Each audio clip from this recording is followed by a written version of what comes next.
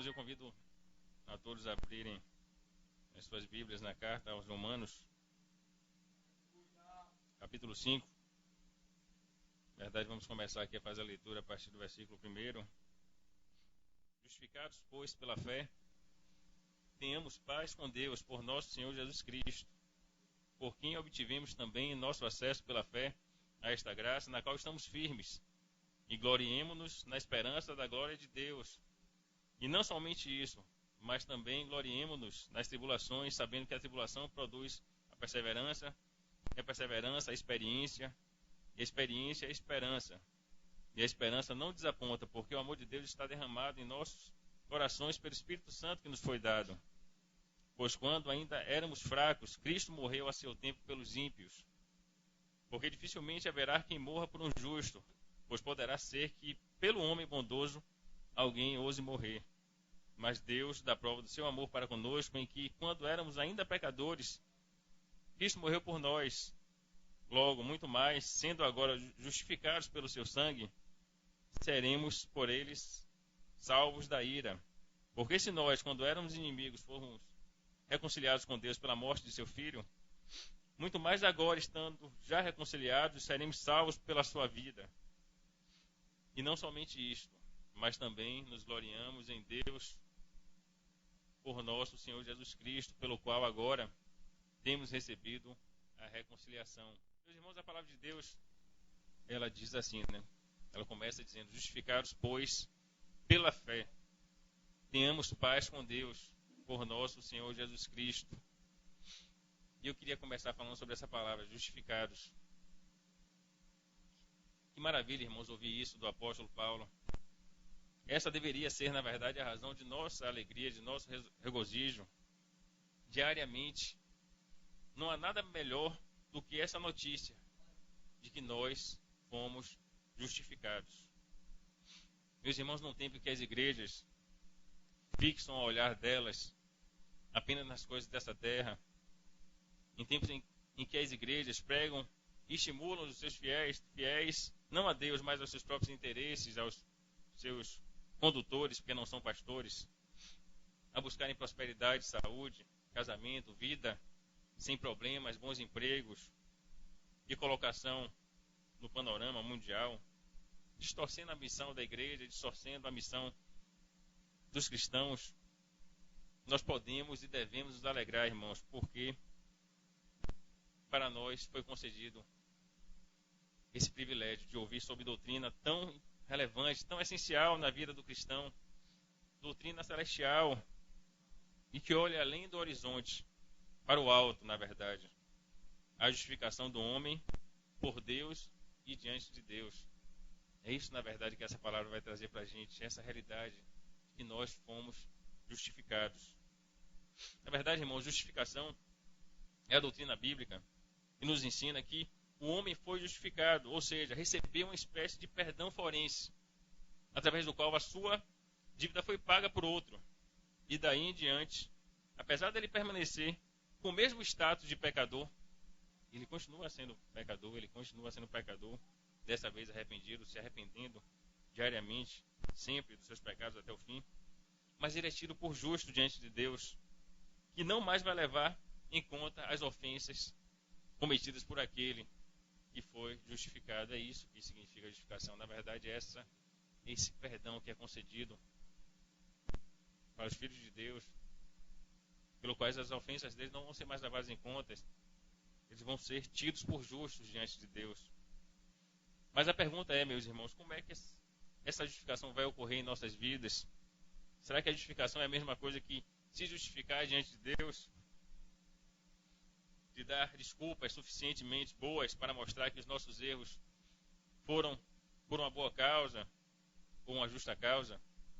Não, irmãos, não é isso que significa justificação. Não é você se justificar diante de Deus. Não é assim que ocorre a justificação. Como diz a própria palavra, nós lemos aqui, esse versículo primeiro, ele explica como é que se dará essa justificação.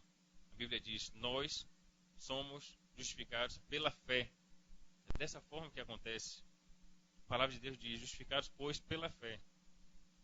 Então é dessa forma, é a fé. leva a essa condição de justificados.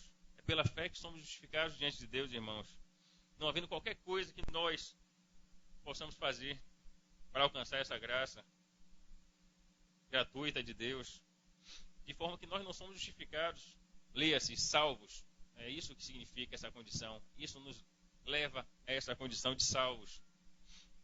Não somos justificados pelas obras, porque nos batizamos, porque estamos fazendo algumas coisas certas, porque confessamos a Cristo, aquela oração que a pessoa vem e confessa Jesus como Senhor e Salvador, porque estamos nos santificando.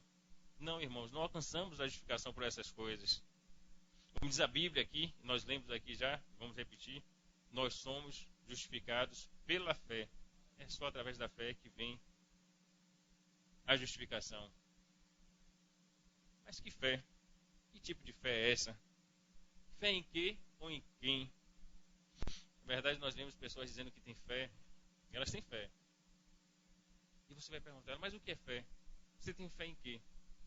E elas vão dizer uma série de coisas, né? Elas vão dizer que tem fé em coisas dessa terra que vão acontecer na vida dela. Elas vão dizer que tem fé em santos e em promessas que elas julgam que Deus teria feito. Mas aqui nós vamos encontrar na Bíblia, na própria Bíblia, nós vamos encontrar a resposta a um trecho, na verdade anterior a essa passagem que nós estamos estudando. Ele está lá no capítulo 3, nesse mesmo livro de Romanos. O apóstolo Paulo vai nos dizer o seguinte, versículo 23 do capítulo 3: porque todos pecaram e destituídos estão da glória de Deus, sendo justificados gratuitamente pela sua graça, mediante a redenção que há em Cristo Jesus, ao qual Deus propôs como propiciação pela fé no seu sangue, para demonstração da sua justiça, por ter ele, na sua paciência, deixado de lado os delitos outrora cometidos, para demonstração da sua justiça neste tempo presente, para que ele seja justo e também justificador daquele que tem fé em Jesus. Então, meus irmãos, a fé, a Bíblia diz, a fé que justifica ao ímpio é a fé em Jesus Cristo, é a fé em seu sangue, confiando que a sua morte naquela cruz, e apenas ela, foi suficiente para alcançar o perdão que necessitamos de Deus. Jesus Cristo morreu em nosso lugar, e que Deus não mais olhará para nós como pecadores que serão alcançados por sua ira, mas como pecadores que foram justificados e estão livres da culpa e da condenação pelos seus pecados, pois o sangue de Cristo nos redimiu de todas as nossas transgressões. É isso que diz a palavra de Deus. É assim que vai se operar. Essa fé não é a fé em qualquer coisa. Eu tenho fé que Deus é bom. Eu tenho fé que Jesus vai voltar. Tudo isso é importante, tudo isso está escrito e realmente são coisas que a gente pode acreditar porque estão na Bíblia. Mas a fé que vai justificar a cada um de nós é a fé em Jesus Cristo, no sacrifício dele, no sangue que foi derramado naquela cruz. E a gente ter fé nisso, nesse momento em que Cristo deu a vida por cada um de nós. Ele morreu em nosso lugar. Essa, na verdade, é a boa nova, irmãos, que consta aqui, que é o Evangelho, na verdade. Essa é a boa nova, esse é o Evangelho que o cristão precisa conhecer. Eu estava debaixo da ira de Deus. Essa era a nossa realidade por conta do pecado original. Todos nós, todos aqueles que nasceram nesse mundo. Davi disse que ele foi concebido em pecado. Ele nasceu em pecado. Cada um das pessoas que são geradas, cada uma das pessoas que nascem, já nasce ali nessa condição de uma semente do pecado. Já nasce como sementeiras do pecado, na verdade, podendo já com aptidão, né? Porque o pecado, na verdade, está dentro delas para praticar uma variedade de pecados. E essa é a nossa condição. Então nós estávamos debaixo da ira de Deus por essa condição de pecadores. Não tínhamos como resolver isso. Não tinha qualquer coisa que pudéssemos fazer para resolver isso. A Bíblia diz que o preço do pecado é a morte, mas Cristo morreu em nosso lugar. É essa, na verdade, a grande notícia do Evangelho. Que Cristo morreu em nosso lugar. E o versículo continua: justificados, pois, pela fé, temos paz com Deus por nosso por nosso Senhor Jesus Cristo. Meus irmãos, aqui o apóstolo Paulo vai nos deixar claro que após sermos justificados, temos paz com Deus. A partir desse momento em que somos justificados, nós vamos passar a ter paz com Deus por nosso Senhor Jesus Cristo. De forma que não há outro nome pelo qual devamos ser salvos. Não há Buda, não há Maomé, Allan Kardec, Papa, Santos, etc. E não há também qualquer outra forma de alcançar essa graça, senão através de Cristo. Então, é assim que se dá a justificação, é assim que nós alcançamos a paz com Deus, por nosso Senhor Jesus Cristo. De nada adianta, meus irmãos, essa coisa que pregam nas igrejas, de que você tem que ficar na posição. Na verdade, essa posição é de pecado e mentira, né? Pois ninguém consegue alcançar esse patamar de perfeição nessa terra, nesse mundo caído, nesse corpo mortal em que habita o pecado. Não adiantam rituais, não adiantam batismos e rebatismos. Né? Tem gente que quer se batizar de novo, às vezes achando que vai ser lavado mais uma vez.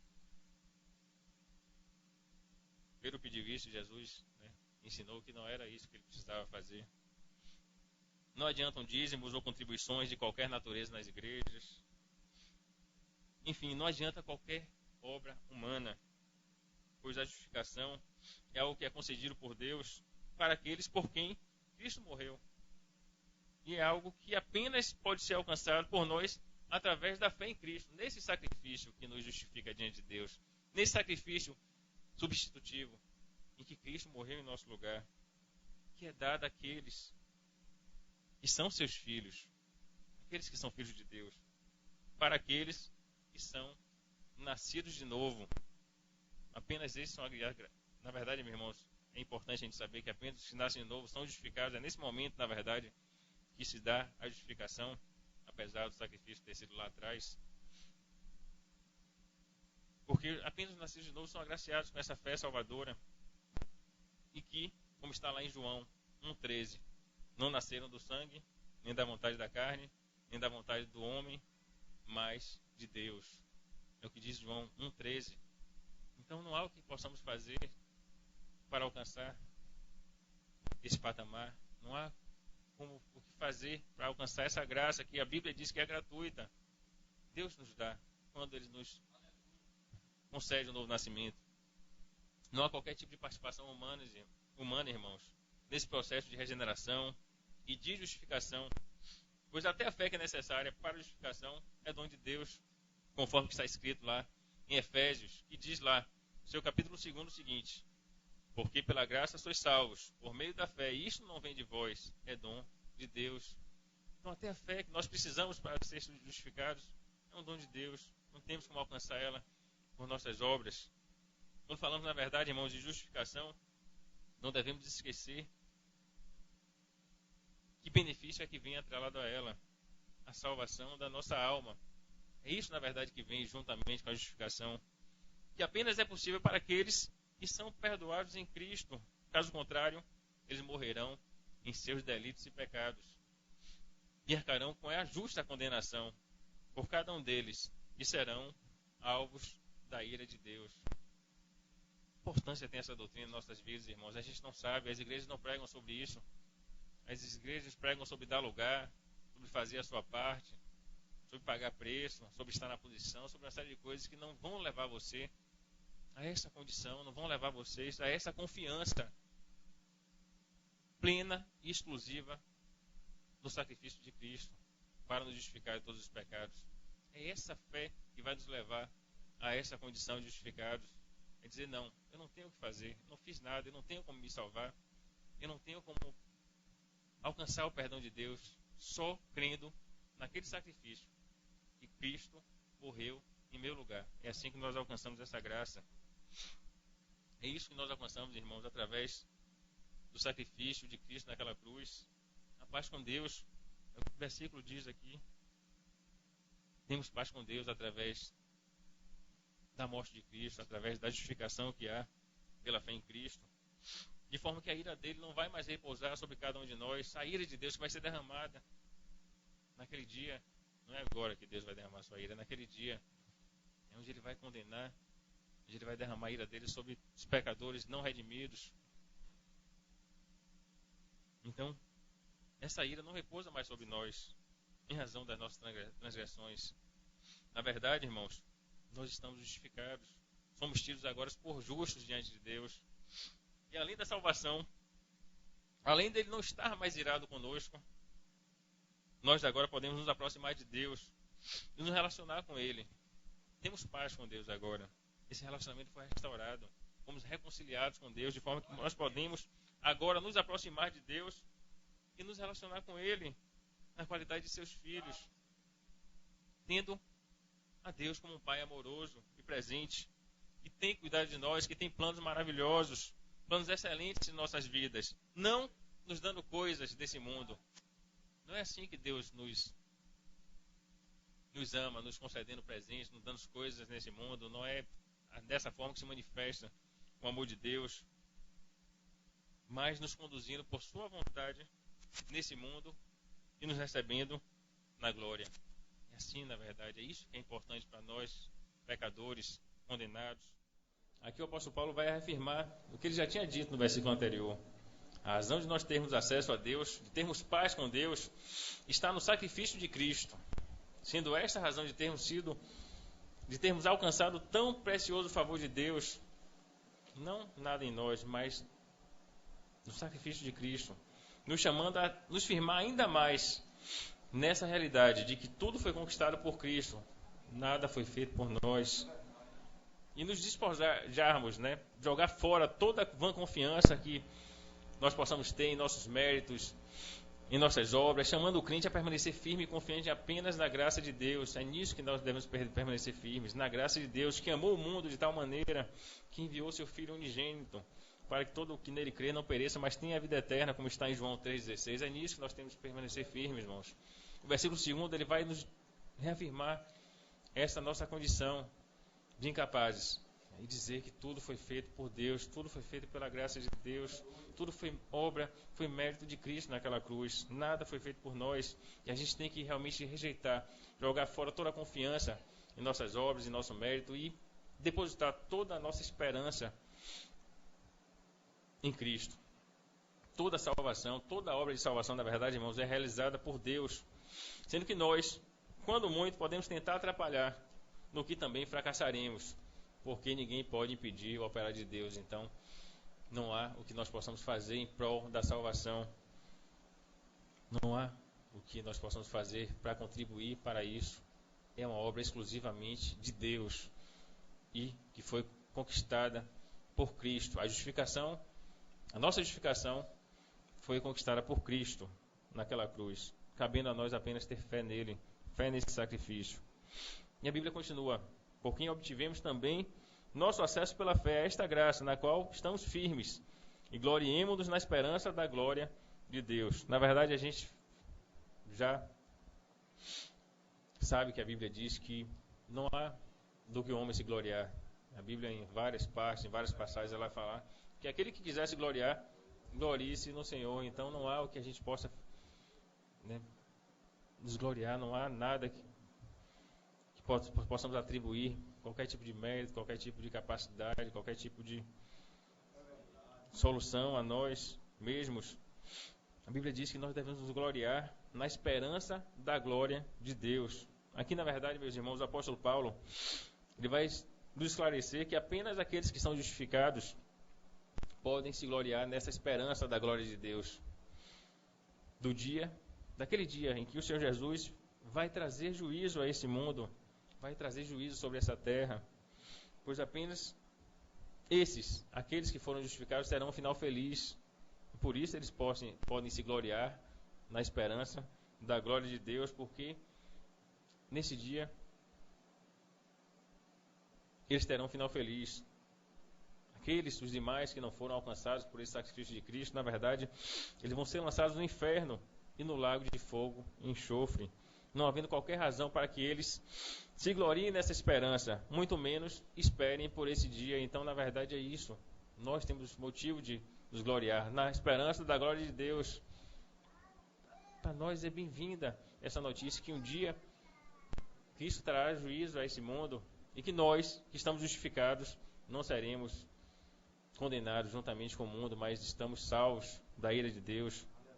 Na verdade, irmãos, não podemos imaginar aqui que o apóstolo Paulo ele queira colocar a glória de Deus como algo incerto, né? Esperança da glória de Deus. Talvez as pessoas, às vezes lendo isso de forma mais apressada, elas vão pensar que ele está dizendo aqui, não, há uma esperança da glória de Deus, como se fosse algo que pode acontecer ou não.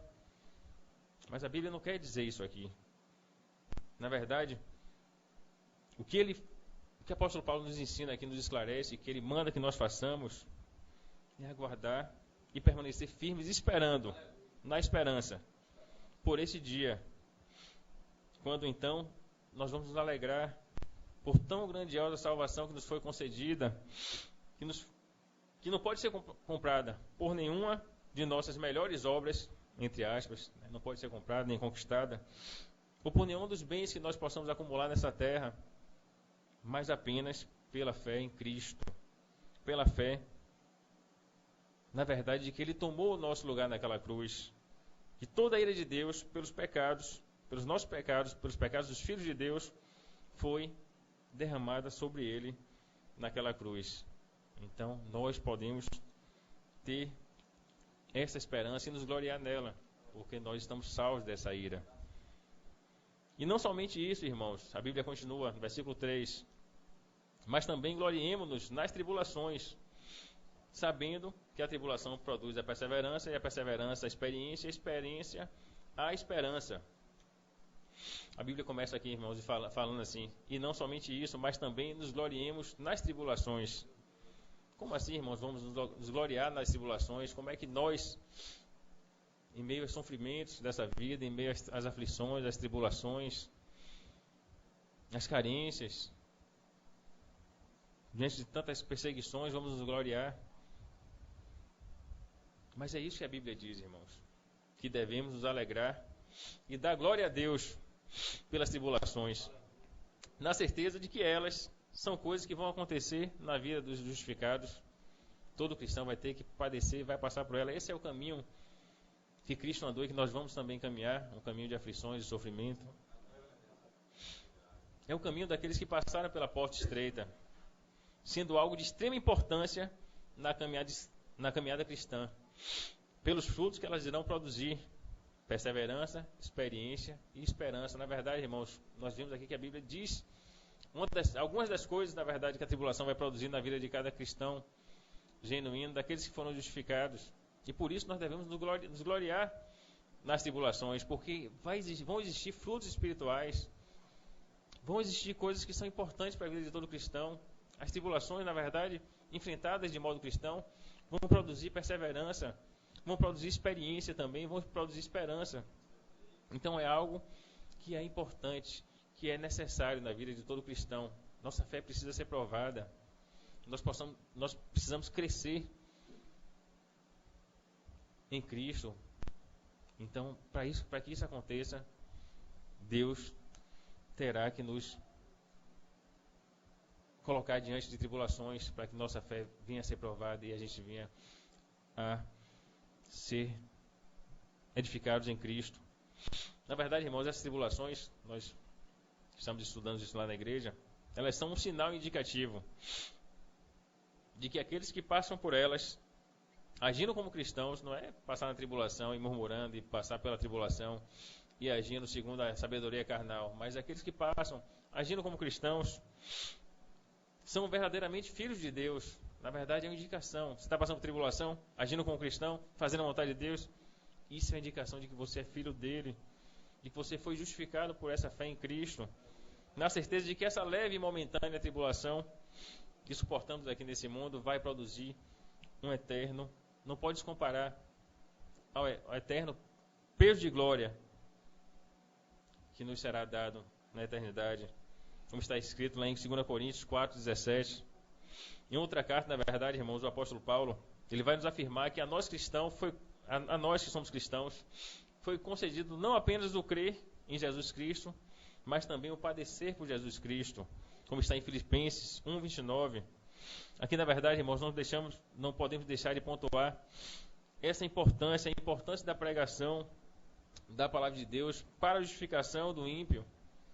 Na verdade, nós sabemos que apenas através da pregação da palavra de Deus virá a fé. como está em Romanos 10:17. E sem essa fé, não haverá justificação. Então, se a fé vem pelo ouvir, e ouvir a palavra de Deus, e ouvir a pregação da palavra de Deus, sem essa fé não haverá como a pessoa ser justificada. E por isso que é tão importante na pessoa ser instruída, ser ensinada, ouvir e meditar na palavra de Deus. Na verdade, nós, num culto como esse, deve ser um momento em que a palavra de Deus é ensinada, em que a doutrina sã é aprendida, pois são essas mensagens, e não aquelas que falam sobre supostas bênçãos, que falam sobre uma série de coisas que não tem qualquer tipo de proveito para a edificação da nossa fé, em total desprezo à sabedoria e às verdades bíblicas. Na verdade, as pessoas fazem do culto, né, um espetáculo, e falam coisas que não tem qualquer base bíblica, e falam, rodam, pulam, gritam, fazem uma série de coisas, né, falam línguas estranhíssimas. Não são línguas estranhas, são estranhíssimas. Coisas que não vão edificar a fé das pessoas que estão ouvindo, dos ouvintes. Então, o culto é esse momento em que você vai ouvir a pregação da palavra de Deus e sua fé vai ser edificada pelas verdades que estão contidas na Escritura. Não é momento de você dar glória, de você dar aleluia. Você pode dar glória pela salvação que você recebeu, você pode dar glória pela pregação da palavra de Deus, mas não é momento de você ficar, né, agindo de forma irracional, de forma emotiva, buscando coisas dessa terra, mas sim no momento de você aprender, no momento de você ouvir essa doutrina. É isso que deve acontecer num culto como esse, irmãos. É isso, na verdade, que vai conduzir os pecadores à fé que justifica o ímpio e salva a alma do inferno. É só nessas pregações, é nesses momentos em que a palavra de Deus é pregada que você vai adquirir a fé e vai edificar a sua fé. Assim, meus irmãos, sabendo que a fé vem por esse ouvir, sendo provada e edificada em meio a tribulações que fazem parte, inevitavelmente, da vida cristã, diferentemente do que as pessoas pregam lá fora, né, de que o paraíso do cristão é aqui na terra, né? Elas pensam que a vida delas vai ser de total sucesso, de êxito, prosperidade, saúde perfeita, e o paraíso do crente é aqui na terra. E a Bíblia não diz isso. A Bíblia diz que nossa vida vai ser uma vida de tribulações, que elas são importantes para a nossa perseverança, para que ganhemos experiência, e isso tudo gera esperança na glória de Deus. Não esperança para esse mundo, não esperança para conquistar coisas desse mundo, mas esperança de, naquele dia, não ser contado com os que serão condenados. Na verdade, meus irmãos, as tribulações fazem parte da vida cristã e elas são necessárias para o aperfeiçoamento dos santos. Nos gloriaremos em meio aos sofrimentos, na certeza de que eles são presentes de Deus para a nossa vida. Na certeza de que eles, os sofrimentos, vão nos conformar à imagem de Cristo e vão fortalecer a nossa esperança na glória de Deus, no dia em que haveremos de estar no reino de Deus e o mundo será julgado por todas as ofensas a Deus, por toda a rebeldia a Deus, por todas as suas maldades não arrependidas e não perdoadas em Cristo. Então, na verdade, a gente vai olhar para as tribulações de uma forma diferente, como algo que é positivo e algo que é proveitoso para o cristão, que isso vai produzir tudo aquilo que será necessário para que nós tenhamos a fé provada e edificada em Cristo. Então, o mundo não, o mundo está atrás de prosperidade, o mundo está atrás de bênçãos materiais, o mundo está atrás de emprego, de saúde, de tantas coisas desse mundo. E eu quero saber qual dessas coisas eles poderão trocar pela vida eterna. O que eles poderão dar em troca por sua alma. Tudo isso vai passar, irmãos. Esse mundo e as suas concupiscências vão passar. É o que diz a palavra de Deus. Apenas aquele que faz a vontade de Deus permanecerá para sempre.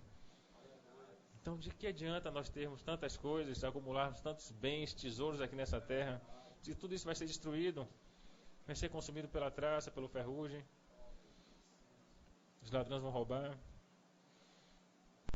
Então, na verdade, a gente tem que colocar o nosso olhar no céu. É isso, na verdade, que a Bíblia nos ensina a fazer. É isso que essa palavra manda que nós façamos. Nossa esperança não esteja aqui, mas nossa esperança esteja na glória de Deus. que as tribulações que enfrentaremos aqui, que sejam coisas que vão edificar a nossa fé, que vão provar a nossa fé, que vão produzir esses frutos tão importantes para a nossa caminhada cristã. Que não seja, que a gente não olhe para as tribulações como algo ruim, mas como algo proveitoso. Estou dizendo que no momento vai ser motivo de alegria, a gente sabe que vai doer, a nossa carne vai sofrer nesses momentos.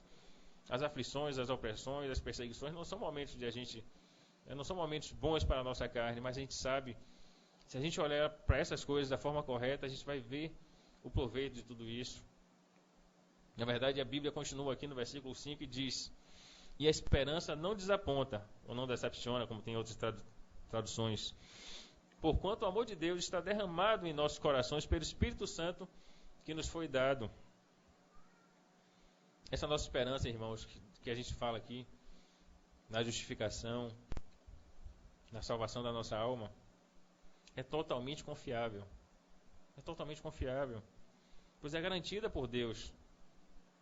Renatinho leu aqui, o irmão Renato leu aqui, 1 Tessalonicenses 5, o último versículo que foi lido.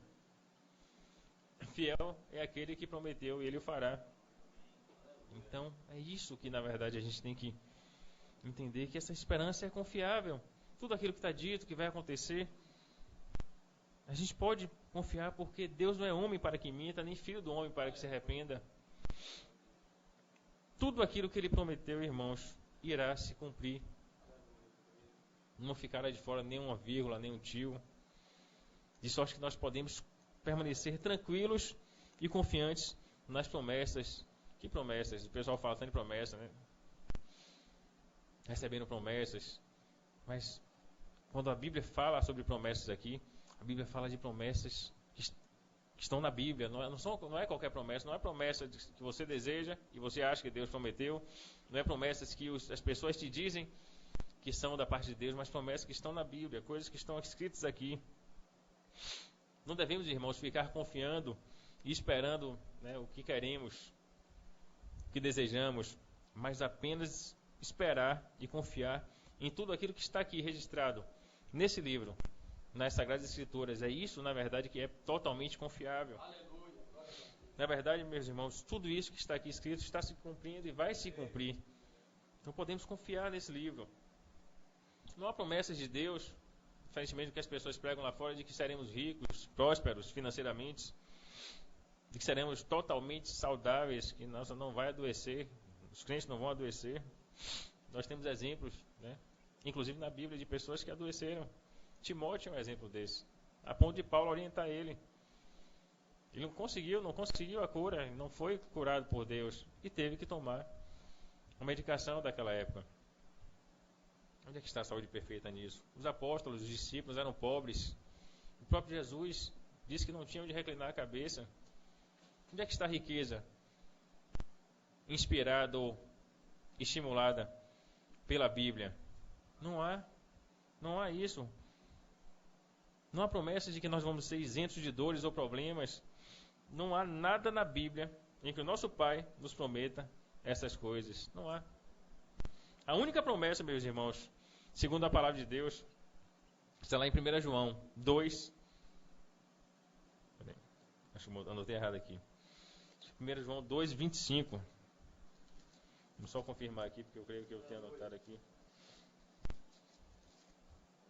1 João 2. Isso, 25 mesmo. Que diz assim: e esta é a promessa que ele nos fez, a vida eterna. Essa é a única promessa que ele nos fez. Essa é a promessa em que podemos confiar. É isso que os filhos de Deus podem esperar dele. Essa promessa. Dessa forma, irmãos, é isso que podemos esperar de Deus, a salvação de nossa alma.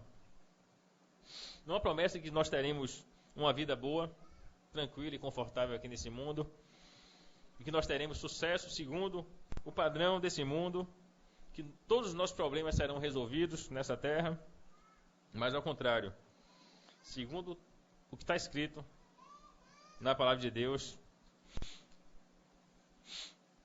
não é aqui que nós alcançaremos a plenitude de felicidade e a ausência de dor, mas no reino de Deus, onde não haverá mais morte, nem lágrima, nem lamento, nem pranto, nem dor, como está escrito em Apocalipse 21, versículos 1 a 4.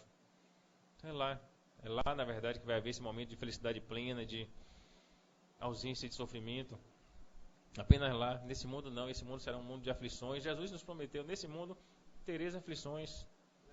Há uma série de promessas dizendo realmente que nós vamos padecer.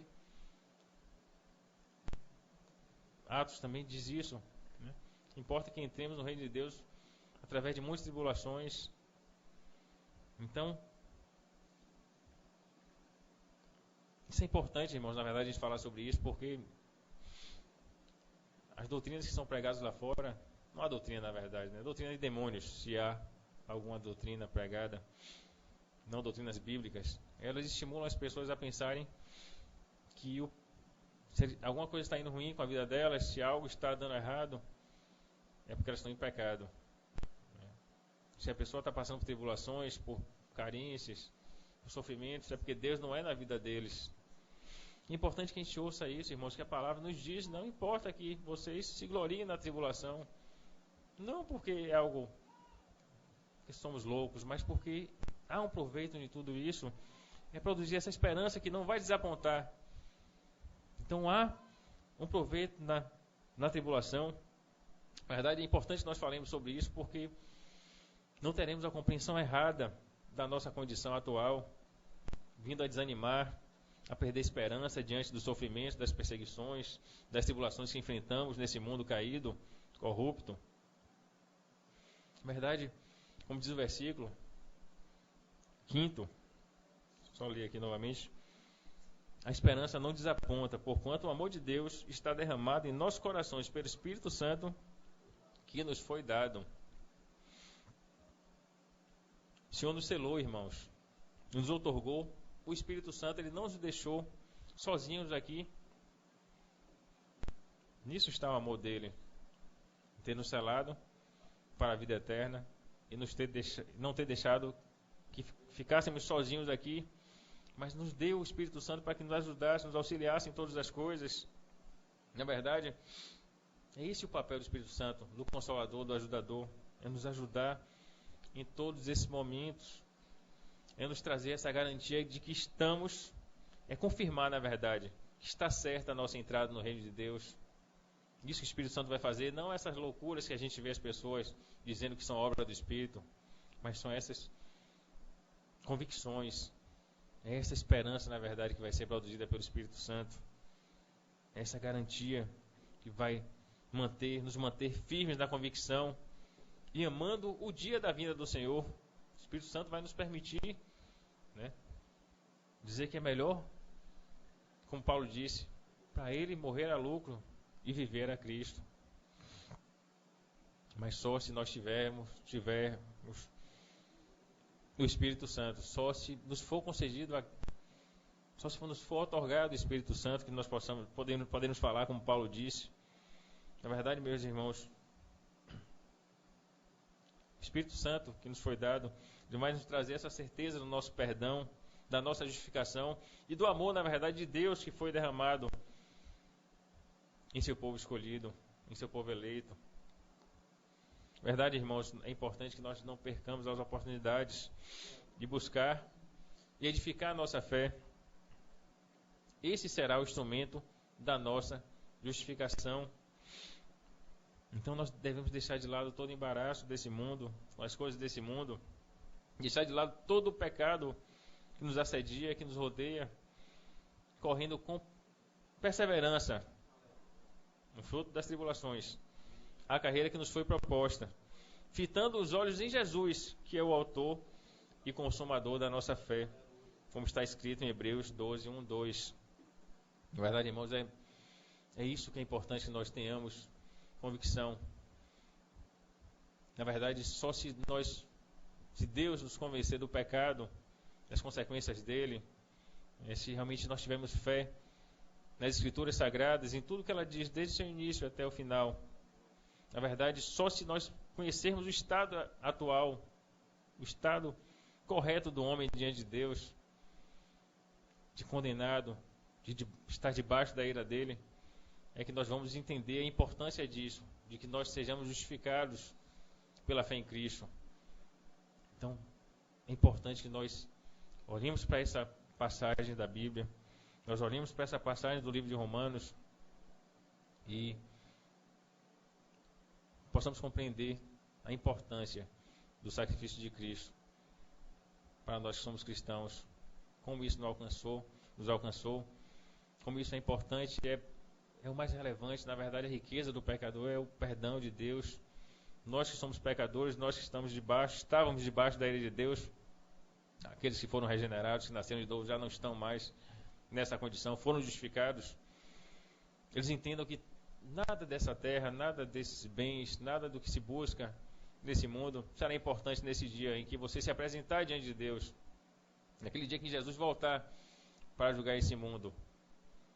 Apenas vai ser importante isso: você está ou não está justificado pela fé em Cristo? Você tem fé em Cristo para a salvação de sua alma ou não? Então é apenas isso que vai importar. E assim, meus irmãos, eu agradeço a oportunidade, que Deus possa abençoar cada um de vocês, que Deus dê compreensão e crescimento.